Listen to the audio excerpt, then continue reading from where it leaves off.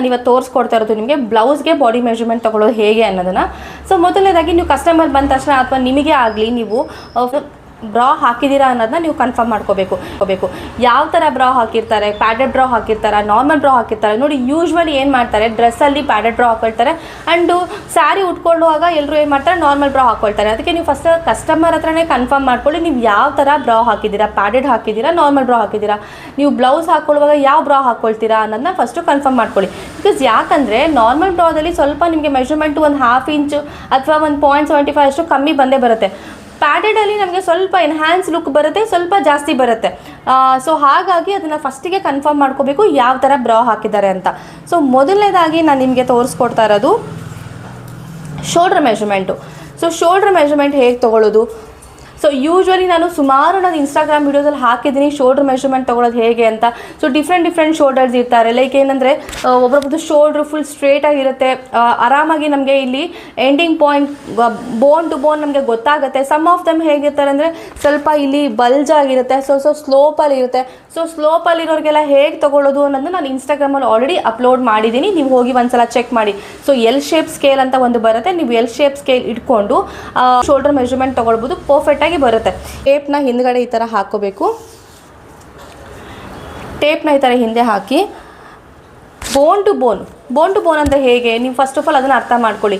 ಎಲ್ಲರೂ ಏನು ಅಂದ್ಕೊಳ್ತಾರೆ, ಇಲ್ಲಿವರೆಗೂ ಅಂದ್ಕೊಳ್ತಾರೆ ಅಥವಾ ಇಲ್ಲಿವರೆಗೂ ಅಂದ್ಕೊಳ್ತಾರೆ. That is completely wrong. So ಯಾವಾಗಲೂ ನಮ್ಮದು ಕೈಯಲ್ಲಿ ನಮ್ಮದು ಅಟ್ಯಾಚ್ ಆಗಿರುತ್ತೆ, ನಮ್ಮ ಶೋಲ್ಡ್ರಿಂದ ನಮ್ಮ ಕೈಗೆ ಒಂದು ಅಟ್ಯಾಚ್ ಆಗಿರುತ್ತೆ ಇಲ್ಲಿ. ಸೊ ಅಲ್ಲಿ ನೀವು ತೊಗೋಬೇಕು ಈ ಎಂಡಿಂಗ್ ಪಾಯಿಂಟ್. ನಮ್ಮ ಕೈ ಮೂಮೆಂಟ್ ಮಾಡಿದಾಗ ನಮ್ಗೆ ಇಲ್ಲಿ ಬೋನ್ ಸಿಗುತ್ತೆ. ಒಂದು ಮಾರ್ಕರ್ ಚಾಕ್ ಇಟ್ಕೊಂಡು ನೀವು ಅಲ್ಲಿ ಮಾರ್ಕ್ ಮಾಡಿಕೊಂಡು ನಿಮ್ಗೆ ಅಲ್ಲಿ ಎಂಡಿಂಗ್ ಪಾಯಿಂಟ್ ಸಿಗುತ್ತೆ. ಸೊ ಇಲ್ಲಿ ನಂದು ಇದೆ ನೋಡಿ, ಇಲ್ಲಿ ನಂಗೆ ಸಿಗ್ತಾ ಇದೆ. ಓಕೆ, ಇಲ್ಲಿ ನನಗೆ ಬೋನ್ ಇಲ್ಲಿ ಮೂಮೆಂಟ್ ಆಗ್ತಾ ಇದೆ. ದಟ್ ನೀವು ಅಬ್ಸರ್ವ್ ಮಾಡ್ಕೋಬೋದು. ಆ ಥರ ನೀವು ಒಂದು ಮಿರರ್ ಮುಂದೆ ನೀವೇ ಸೆಲ್ಫ್ ತೊಗೊಳ್ತೀನಿ ಅಂದಾಗ ಮಿರರ್ ಮುಂದೆ ನಿಂತ್ಕೊಂಡು ತೊಗೊಳ್ಳಿ, ನಿಮ್ಗೆ ಅವಾಗ ತುಂಬ ಈಸಿ ಆಗುತ್ತೆ. ಸೊ ಇವಾಗ ಇಲ್ಲಿ ನನಗೆ ಬೋನ್ ಸಿಗ್ತಾ ಇದೆ. ಸೊ ಹೀಗೆ ಬೋನ್ ಟು ಬೋನ್, ಇಲ್ಲಾಂದರೆ ಈ ಕಂಕ್ಲಿಂದ ಹೀಗೆ ನೀವು ಈ ಥರ ಬರ್ಬೋದು. ಕಂಕ್ಲಿಂದ ಈ ಥರ ತೊಗೊಳ್ಳಿ. ಇಲ್ಲಾಂದರೆ ಎಲ್ ಶೇಪ್ ಸ್ಕೇಲ್ನ ನೀವು ಈ ಥರ ಪ್ಲೇಸ್ ಮಾಡಿಕೊಂಡು ಈ ಥರ ಎಲ್ ಶೇಪ್ ಸ್ಕೇಲ್ನ ಪ್ಲೇಸ್ ಮಾಡ್ಕೊಂಡಾಗ ಪರ್ಫೆಕ್ಟಾಗಿ ನಿಮ್ಗೆ ಇಲ್ಲಿ ಸಿಗುತ್ತೆ. ಸೊ ಆ ಥರ ಮಾಡ್ಬೋದು. ಸೊ ನಾನು ಇನ್ಸ್ಟಾಗ್ರಾಮ್ ಚಾನಲಲ್ಲಿ ಹೋಗಿ ನೋಡಿ ನಿಮ್ಗಲ್ಲಿ ಎಲ್ ಶೇಪ್ ಸ್ಕೇಲ್ ಇಟ್ಕೊಂಡು ಹೇಗೆ ಬಾಡಿ ಮೆಜರ್ಮೆಂಟ್ ಅಂದರೆ ಶೋಲ್ಡರ್ ಮೆಜರ್ಮೆಂಟ್ ತೊಗೊಳ್ಳೋದು ಹೇಗೆ ಅನ್ನೋದು ನಾನು ಅಲ್ಲಿ ಅಪ್ಲೋಡ್ ಮಾಡಿದ್ದೀನಿ. ಸೊ ಈಗ ನಂದು ಶೋಲ್ಡರ್ ಮೆಜರ್ಮೆಂಟ್ ಎಷ್ಟಿದೆ. ಯಾವಾಗಲೂ ಟೇಪ್ನ ಹಿಂದೆ ಹಾಕಿನೇ ತೊಗೊಳ್ಳಿ ಶೋಲ್ಡರ್ ಮೆಜರ್ಮೆಂಟ್ಗೆ, ಮುಂದೆಯಿಂದ ತೊಗೊಳಕ್ಕೆ ಹೋಗಬೇಡಿ. ಓಕೆ, ಸೊ ಇಲ್ಲಿಂದ ಇಲ್ಲಿವರೆಗೂ ಈಗ ನನಗೆ 14.5 ಇದೆ. ಸೊ ನನ್ನ ಶೋಲ್ಡ್ರ್ ಬಂದು 14.5. ಎಕ್ಸಾಂಪಲ್ ನೋಡಿ, ಯೂಶ್ವಲಿ ನೀವು ಬಾಡಿ ಮೆಜರ್ಮೆಂಟ್ ತೊಗೊಳ್ದೆ ನೀವೇನಾದರೂ ಬ್ಲೌಸ್ ಹೊಲಿತೀನಿ ಅಂತ ಹೋಗ್ತೀರಾ. ಲೈಕ್ ಅವರು ಬ್ಲೌಸ್ ತೊಗೊಂಡು ಹೊಲಿತೀರಾ.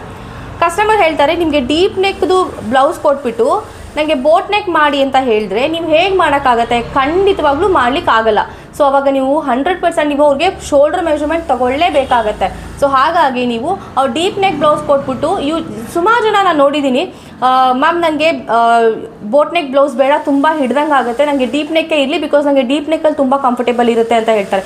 ಬಿಕಾಸ್ ಯಾಕಂದರೆ ಅವರು ಅರ್ಲಿಯರ್ ಏನು ಮಾಡಿರ್ತಾರೆ, ಡೀಪ್ ನೆಕ್ದು ಬ್ಲೌಸ್ ಕೊಟ್ಬಿಟ್ಟು ಪ್ಯಾಕ್ ನೆಕ್ ಹೊಲಿಸಿರ್ತಾರೆ. ಆಗ ಡೆಫಿನೆಟ್ಲಿ ಅಲ್ಲಿ ಮಿಸ್ಟೇಕ್ ಆಗಿರೋದಕ್ಕಂತ ಶೋಲ್ಡರ್ ಮೆಜರ್ಮೆಂಟು ಟೇಲರ್ಗೆ ಗೊತ್ತೇ ಇರಲ್ಲ. ಸೊ ಒಂದು ಅಪ್ರಾಕ್ಸಿಮೇಟ್ ವ್ಯಾಲ್ಯೂನಲ್ಲಿ ಮಾಡಿರ್ತಾರೆ. ಸೊ ಹೀಗಾಗಿ ನೀವು ಬೋಟ್ ನೆಕ್ ಬ್ಲೌಸ್ ಮಾಡಬೇಕಂದ್ರೆ ನೀವು ಶೋಲ್ಡರ್ ಮೆಜರ್ಮೆಂಟ್ ಕೊಡಲೇಬೇಕು. ಸೊ ಬಾಡಿ ಮೆಜರ್ಮೆಂಟ್ ತೊಗೊಂಡು ಮಾಡೋ ಪ್ರತಿಯೊಂದು ಬ್ಲೌಸು ನನ್ನ ಪ್ರಕಾರ 99% ಫೇಲ್ ಆಗಲ್ಲ.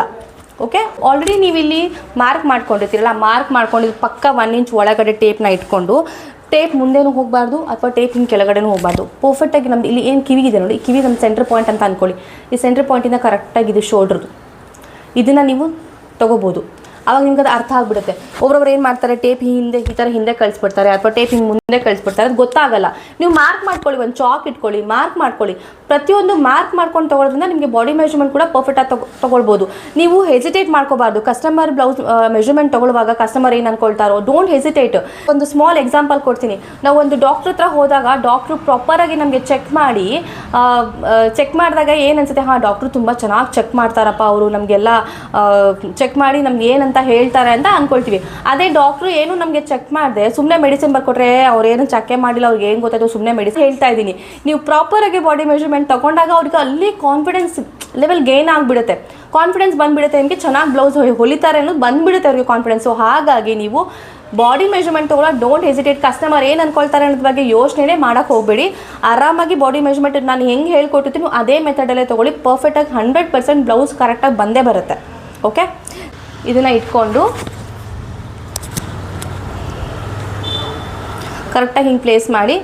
ಡೀಪ್ ಎಷ್ಟು ಬೇಕು ಮೈ ಮೆಥಡ್, ನಾವು ಡೀಪ್ನ ತೊಗೊಳ್ಳುವಾಗ ಯಾವಾಗಲೂ ಟೇಪ್ನ ಸ್ಟ್ರೇಟಲ್ಲಿ ಇಟ್ಕೊಳ್ಳಿ. ಸ್ಟ್ರೇಟಲ್ಲಿ ಇಟ್ಕೊಂಡು ನಿಮಗೆ 6, 7, 8 ನಿಮಗೆ ಎಷ್ಟು ಬೇಕು ಡೀಪ್ನ ಅದನ್ನು ನೀವು ತೊಗೊಳ್ಬೋದು. ಈಗ ನೋಡಿ ನಾನು ಕಿವಿ ಕರೆಕ್ಟಾಗಿ ಇಟ್ಕೊಂಡಿದ್ದೀನಿ. ಇದನ್ನು ಪಾಯಿಂಟು ಇಲ್ಲಿಂದ 1 ಇಂಚ್ ಒಳಗಡೆ ನಂದೇನು ಬೋನ್ ಪಾಯಿಂಟ್ ಇತ್ತಲ್ಲ ಅಲ್ಲಿಂದ 1 ಇಂಚ್ ಒಳಗಡೆ ಟೇಪ್ ಇಟ್ಕೊಂಡಿದ್ದೀನಿ.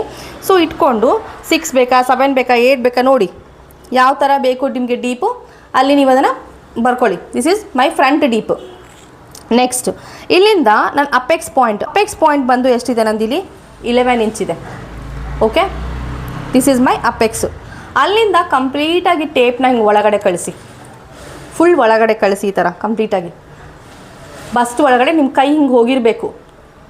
ಇದನ್ನು ನಾವು ಲೋವರ್ ಚೆಸ್ಟ್ ಅಂತ ಕರಿತೀವಿ. ಓಕೆ, ಸೊ ಬಸ್ಟ್ ಒಳಗಡೆ ನೀವು ಹಿಂಗೆ ಕಳಿಸ್ಬೇಕು. ನಮ್ಮ ಬ್ಲೌಸ್ ಹೇಗೆ ಕೂತಿರ್ಬೇಕು ಕಂಪ್ಲೀಟಾಗಿ ಹಿಂಗೆ ಒಳಗಡೆ ಹೋಗಿ ಅಲ್ಲಿಂದ ಆಚೆ ನಮ್ಮದು ಬೆಲ್ಟ್ ಬರಬೇಕು. ಬೆಲ್ಟ್ ಬಂದು ಬಸ್ಟ್ ಮೇಲೆ ಕೂತ್ಕೊಳ್ಳುವಂಥದ್ದಲ್ಲ. ಓಕೆ, ಸೊ ಹಾಗಾಗಿ ನೀವು ಕಂಪ್ಲೀಟಾಗಿ ಟೇಪ್ನ ಹಿಂಗೆ ಒಳಗಡೆ ಕಳಿಸಿ. ಸೊ ನಂದು ಲೋವರ್ ಚೆಸ್ಟ್ ಬಂದು 14 ಇಂಚ್ ಇದೆ. So full length I go for 16 inch. ಯಾವಾಗಲೂ ನಮ್ದು ಏನು ಲೋವರ್ ಚೆಸ್ಟ್ ಇರುತ್ತಲ್ವ ಅಲ್ಲಿಂದ ನೀವು 1 ಇಂಚು 1.5 2 ಇಂಚು ಕೆಳಗಡೆ ಹೋಗ್ಬೋದು. ಆವಾಗಲೇ ನಮ್ಮ ಬ್ಲೌಸ್ ಕರೆಕ್ಟಾಗಿ ಕೂತ್ಕೊಳ್ಳುತ್ತೆ. ಓಕೆ, ನಿಮಗೆ ಇಷ್ಟೇ ಚಿಕ್ಕದಾಗಿ ಸಾಕಂದರೆ ಲೋವರ್ ಚೆಸ್ಟ್ ಏನು ಬರುತ್ತೆ ತೊಗೊಳ್ಬೇಕು. ಅಲ್ಲಿಂದ ನೀವು ನನ್ನ ಪ್ರಕಾರ 1.5 ಇಂಚಿಂದ ಹೋಗಿ 1.5 ಇಂಚು 2.5 ಎಷ್ಟು ಉದ್ದ ಬೇಕು ನಿಮಗೆ ಅಷ್ಟುದ್ದ ನೀವು ಹೋಗ್ಬೋದು. ಬಟ್ ಲೋವರ್ ಚೆಸ್ಟ್ ಇದೆ ಕಂಪ್ಲೀಟಾಗಿ ಟೇಪ್ ಒಳಗಡೆ ಕಳಿಸ್ದಾಗ ಬ್ಲೌಸ್ ಇಲ್ಲಿ ಕೂತ್ಕೋಬೇಕು. ಅಲ್ಲಿಂದ ನನಗೆ ಬ್ಲೌಸು ಇಲ್ಲಿ ಬೆಲ್ಟ್ ಬರಬೇಕು. Got it? So this is ನಂದು ಫ್ರಂಟ್ ಆಯಿತು. Next chest measurement. So chest ಮೆಜರ್ಮೆಂಟ್ಗೆ ಟೇಪ್ನ ಕರೆಕ್ಟಾಗಿ ಹಿಂಗೆ ಮಾಡಿ ಬ್ಲೌಸಿಗೆ ನೀವು ತೊಗೊಳ್ಳುವಾಗ ಒಂದು 1/2 ಇಂಚ್ ಟೈಟ್ ತೊಗೊಳ್ಳಿ. ತುಂಬ ಟೈಟ್ ಬೇಡ, ತುಂಬ ಎಳಿಲೂಬಾರ್ದು, ತುಂಬ ಲೂಸು ಬಿಡಬಾರ್ದು. ಓಕೆ, ಒಂದು ಸ್ವಲ್ಪ ಟೈಟಾಗಿರಬೇಕು, ಜಾಸ್ತಿನೂ ಅಲ್ಲ, 1/2 ಇಂಚು. ಓಕೆ, ನೀವು ನೋಡ್ಬೋದು ಇವಾಗ ನಂದು 38.5 ಇದೆ ಬಸ್ಟ್ ಮೆಜರ್ಮೆಂಟು. ಓಕೆ, ಕರೆಕ್ಟಾಗಿ ನೀವು ಅದನ್ನು ಎಲ್ಲಿ ಕೂರಿಸ್ತೀರಾ ಅನ್ನೋದು ಇಂಪಾರ್ಟೆಂಟ್ ಆಗಿರುತ್ತೆ. ತುಂಬ ಟೇಪ್ ಕೆಳಗಡೆ ಬಂದಿರಬಾರ್ದು, ಕರೆಕ್ಟಾಗಿ ಸೆಂಟ್ರಲ್ಲಿ ಇರಲಿ. ನೋಡಿ ನಂದು ಕರೆಕ್ಟಾಗಿದೆ. ಓಕೆ, ನೋಡಿ ನಾನು ಕರೆಕ್ಟಾಗಿ ಹೇಗೆ ಇಟ್ಕೊಂಡಿದ್ದೀನಿ ಟೇಪ್ ಅನ್ನೋದನ್ನ. This is actually the method. ನಂದು ಚೆಸ್ಟ್ ಮೆಜರ್ಮೆಂಟು 38.5 ಇದೆ. ನೆಕ್ಸ್ಟ್ ಅಲ್ಲಿಂದ ನೀವೇನು ಫುಲ್ ಲೆಂತ್ಗೆ ಬೇಕಾದ್ರೆ ಒಂದು ಮಾರ್ಕ್ ಮಾಡ್ಕೊಳ್ಳಿ. ಅಲ್ಲಿಂದ ಇದು ಯಾವಾಗಲೂ ನಾವು ಫುಲ್ ಟೈಟ್ ತೊಗೋಬೇಕು. ಬಿಕಾಸ್ ಯಾಕಂದರೆ ನಾವು ಕೈ ಮೇಲೆ ಎತ್ತಿದಾಗ ಬ್ಲೌಸ್ ಹಿಂಗೆ ಮೇಲೆ ಬರಬಾರ್ದು. ಸೊ ಹಾಗಾಗಿ ನೀವು ನೋಡಿ customer comfort also very important. ಕಸ್ಟಮರ್ಗೆ ಎಷ್ಟು ಟೈಟ್ ಬೇಕು, ಬ್ರೀತೇಬಲ್ ಬೇಕಾ, ಎಷ್ಟು ತುಂಬ ಲೂಸ್ ಮಾಡೋಕ್ಕೆ ಹೋಗ್ಬಿಡಿ, ಆಮೇಲೆ ಅದು ಲೂಸ್ ಆಗೇ ಆಗುತ್ತೆ. ಸೊ ಹಾಗಾಗಿ ನೀವು ಟೈಟ್ ತೊಗೊಳ್ಳಿ. ಬಟ್ ಕಸ್ಟಮರ್ ಒಂದು ಸಲ ಕೇಳಿ ನಿಮಗೆ ಹೇಗೆ ಅನಿಸ್ತದೆ, ಇದು ಇಷ್ಟು ಫಿಟ್ಟಿಂಗ್ ಓಕೆನಾ ಅಂತ ಒಂದು ಮಾತು ನೀವು ಕಸ್ಟಮರ್ನ ಕೇಳಬೇಕು. Got it? ಸೊ ಇದು ನಮ್ಮದು ವೇಸ್ಟ್ ಮೆಜರ್ಮೆಂಟ್ ಆಯಿತು. ನೆಕ್ಸ್ಟ್ ಬಂದು sleeve length. So sleeve length ನೋಡಿ ಸೇಮ್ ನಮ್ದು ಏನು ಬೋನ್ ಇರುತ್ತಲ್ಲ ಬೋನ್ ಪಾಯಿಂಟಿಗೆ ಟೇಪ್ ಇಟ್ಕೊಳ್ಳಿ. ಸ್ಲೀವ್ ಲೆಂತಲ್ಲಿ ಇದು short, mid sleeve, elbow sleeve, 3/4 and full sleeve. ನಾನು ನಿಮಗೆ ಕಂಪ್ಲೀಟಾಗಿ ತೋರಿಸ್ತೀನಿ. ಓಕೆ, ಸೊ ಇಲ್ಲಿಂದ ನೋಡಿ ಶಾರ್ಟ್ ಅಂದರೆ ಎಷ್ಟು ತೊಗೋಬೋದು ನಾನು 3, 4, 5, 6 3, 4, 5, 6 3, 4, 5 ಅಂತ 6 ತೊಗೋಬೋದು ಅಂದ್ಕೊಳ್ಳಿ. 7 and 8 7 ತೊಗೊಂಡ್ರೆ ನನ್ನ ಮಿಡ್ ಸ್ಲೀವ್ ಆಗುತ್ತೆ. 7.5 ಹೋದರೂ ನನ್ನ ಮಿಡ್ ಸ್ಲೀವ್ ಆಗುತ್ತೆ. 8 ಇಂಚ್ ಹೋದರೂ ನನಗೆ ಮಿಡ್ ಸ್ಲೀವ್ ಆಗುತ್ತೆ. 10 ಹೋದರೆ 10.5, 11 ಹೋದರೆ ನಂದು ಎಲ್ಬೋ ಆಗುತ್ತೆ. 3/4 ಬೇಕಂದರೆ 14, 15, 16 ಹೋದರೆ 3/4 ಆಗುತ್ತೆ. ಫುಲ್ ಸ್ಲೀವ್ಸ್ ಬೇಕಂದರೆ ನಂದು 23, 24 ಇಲ್ಲಿವರೆಗೂ ತೊಗೋಬೇಕು ಫುಲ್ ಸ್ಲೀವ್ಸ್ಗೆ. ಯಾಕಂದರೆ ಅದು ಹೊಲಿದಾಗ ಕೈಯೆಲ್ಲ ಮೇಲಾದಾಗ ಅದು ಇಲ್ಲೇ ಬಂದು ಕೂತ್ಕೊಳ್ಳುತ್ತೆ. ನೀವು ಇಲ್ಲಿವರೆಗೂ ತೊಗೊಳ್ಳಿ, ಕರೆಕ್ಟಾಗಿ ಇಲ್ಲಿವರೆಗೂ ತೊಗೊಳ್ಳಿ. ರೌಂಡು ಕೂಡ ಫುಲ್ ಸ್ಲೀವ್ಸ್ದು ಇಲ್ಲೇ ತೊಗೋಬೇಕು. ಫುಲ್ ಸ್ಲೀವ್ಸ್ ಮಾಡ್ತೀನಿ ಅಂದರೆ ನೀವು ರೌಂಡು ಇಲ್ಲೇ ತೊಗೊಳ್ಳಿ. ಈಗ ನಂದು 8 ಇಂಚ್ ಬಂತು. ನೀವೇನಾದರೂ ಇಲ್ಲಿ ತೊಗೊಂಡ್ರೆ ಇಲ್ಲಿ ಕಮ್ಮಿ ಬರುತ್ತೆ, ಕೈ ತೂರೋದೇ ಇಲ್ಲ ನಿಮಗೆ ಗ್ಯಾರಂಟಿ. ಇದು 6 ಇಂಚ್ ಇದೆ. ಸೊ ಹಾಗಾಗಿ ನೀವು ಫುಲ್ ಸ್ಲೀವ್ಸ್ ಮಾಡ್ತೀನಿ ಅಂದರೆ ನೀವು ಇಲ್ಲೇ ತೊಗೊಳ್ಳಿ. ಇದೆಷ್ಟಿದೆ 8 ಇಂಚ್ ಇದೆ. ಓಕೆ, 3/4 ಇಲ್ಲಿ ತೊಗೋಬೇಕು.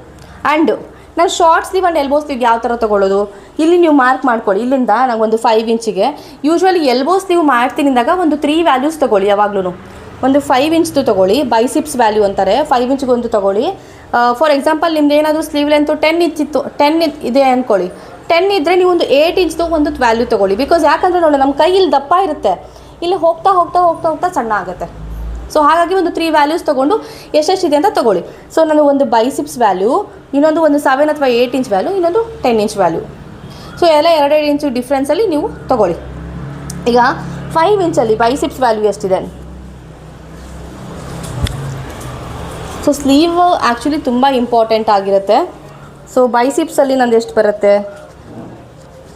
ಸೆಲ್ಫ್ ತೊಗೊಳ್ಳುವಾಗ ಸ್ವಲ್ಪ ಕಷ್ಟ ಆಗುತ್ತೆ ನಿಮಗೆ, ಬಟ್ ನೀವು ಪ್ರಾಕ್ಟೀಸ್ ಮಾಡಿ ಮಿರರ್ ಮುಂದೆ ನಿಂತ್ಕೊಂಡು ಖಂಡಿತ ಆಗುತ್ತೆ. ಯಾರಾದರೂ ಇಲ್ಲಾಂದರೆ ಹೆಲ್ಪಿಗೆ ತೊಗೊಳ್ಳಿ ಮನೆಯಲ್ಲಿ. ಸೊ ನಂದು ಬೈಸಿಪ್ಸ್ ಎಷ್ಟಿದೆ? 12 ಇದೆ. ಕೈ ಹಿಂಗೆ ಇಟ್ಕೊಳ್ಳಿ, ಕೈ ಸ್ಟ್ರೇಟ್ ಮಾಡಬೇಡಿ. ಸ್ಟ್ರೇಟ್ ಮಾಡಿದಾಗಿನ್ನ ಲೂಸ್ ಬರುತ್ತೆ. ಸ್ವಲ್ಪ ಹಿಂಗೆ ಅಂದಿದ ತಕ್ಷಣ ನಿಮ್ಮದು ಕೈ ಟೈಟ್ ಆಗುತ್ತೆ. ಸೊ ಅದಕ್ಕೆ ಹೋಗಿ ಇಲ್ಲಿ ನಂದು ಎಷ್ಟಿದೆ? 12 ಇಂಚಿದೆ.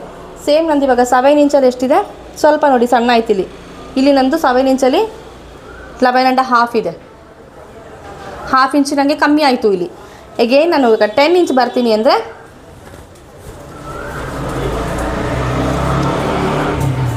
ಕೈನ ಈ ಥರ ಫೋಲ್ಡಿಂಗಲ್ಲೇ ತಗೊಳ್ಳಿ. ಸ್ವಲ್ಪ ಅವಾಗ ಕೈ ಏನಾಗುತ್ತೆ, ಫೋಲ್ಡ್ ಸ್ಟ್ರೇಟಲ್ಲಿ ಸ್ವಲ್ಪ ನಮಗೆ ವ್ಯಾಲ್ಯೂಸ್ ಕಮ್ಮಿ ಬರುತ್ತೆ. ಯಾವಾಗಲೂ ಕೈ ಹಿಂಗೆ ಅಂದಿದ ತಕ್ಷಣ ಇಲ್ಲಿ ದಪ್ಪ ಆಗುತ್ತೆ. ನೀವು ಬೇಕಾದ್ರೆ ಅಬ್ಸರ್ವ್ ಮಾಡಿ ನೋಡಿ.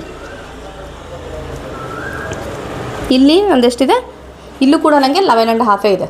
ಸೊ ನನಗೆ 7 ಇಂಚಲ್ಲಿ ಮತ್ತು 10 ಇಂಚಲ್ಲಿ ನನಗೆ ಸೇಮ್ ಬರ್ತಾ ಇದೆ. ಒಬ್ಬೊಬ್ಬರಿಗೆ ಡಿಫ್ರೆನ್ಸ್ ಬಂದೇ ಬರುತ್ತೆ, ಎಲ್ಲರಿಗೂ ಸೇಮ್ ಬರೋಲ್ಲ. ಓಕೆ, ಇಷ್ಟ ಆಯಿತು. ಇಷ್ಟ ಆದಮೇಲೆ ನೆಕ್ಸ್ಟು ನಮ್ಮದು ರೆಡಿ ಶೋಲ್ಡರ್. ಇದು ಎಷ್ಟು ಬೇಕು? ಇದು ರೆಡಿ ಶೋಲ್ಡರ್ ಕೆಲಸ ಏನು ಮಾಡುತ್ತೆ? It supports our shoulder. Correct ಅಲ್ವಾ? ನಮ್ಮ ಶೋಲ್ಡ್ರ್ ಒಂದು ಸಪೋರ್ಟಿಂಗ್ ಸಿಸ್ಟಮ್ ಅಂತ ಹೇಳ್ಬೋದು. ಸೊ ಆ ಸಪೋರ್ಟಿಂಗ್ ಸಿಸ್ಟಮ್ ನೀವು ಕಮ್ಮಿ ಕೊಟ್ಟರೆ ಕಮ್ಮಿ ಸಪೋರ್ಟು, ಜಾಸ್ತಿ ಕೊಟ್ಟರೆ ಜಾಸ್ತಿ ಸಪೋರ್ಟು. That's it. ನೀವು ನಿಮ್ಗಿಷ್ಟ, ಯಾರ್ಯಾರಿಗೆ ಎಷ್ಟೆಷ್ಟು ಇಷ್ಟ ಅಷ್ಟು ತೊಗೋಬೋದು. ಯೂಶ್ವಲಿ ನಾರ್ಮಲಿ ಎಲ್ಲರೂ ಎಷ್ಟು ಮಾಡ್ತಾರೆ? 2.5 ತೊಗೊಳ್ತಾರೆ, 2 ಇಂಚ್ ತೊಗೊಳ್ತಾರೆ, 1.5 ತೊಗೊಳ್ತಾರೆ, 3 ಇಂಚ್. ಸ್ವಲ್ಪ ಏಜ್ ಆಗಿರೋರಿಗೆ 3.5, 4 ಇಂಚು. ರೆಡಿ ಶೋಲ್ಡ್ರ್ ಸ್ವಲ್ಪ ಜಾಸ್ತಿ ತೊಗೊಳ್ಬೋದು, ಕಮ್ಮಿನೂ ತೊಗೋಬೋದು, ಜಾಸ್ತಿನೂ ತೊಗೋಬೋದು, ಎಷ್ಟಾದ್ರೂ ತೊಗೋಬೋದು. ಈಗ ನನಗೆ ಎಷ್ಟು ಬೇಕು? ಇವಾಗ ಯೂಶ್ವಲಿ ಐ ಗೋ ಫಾರ್ 2.5 ಇಂಚು. ಅದೇ ಬೋಟ್ ನೆಕ್ ಎಲ್ಲ ಮಾಡ್ತೀನಿ ಅಂದರೆ ನಾನು 1.5 ತೊಗೊಳ್ತೀನಿ. ಡೀಪ್ ನೆಕ್ ಮಾಡ್ತೀನಿ ಅಂದರೆ 2.5 ತೊಗೊಳ್ತೀನಿ.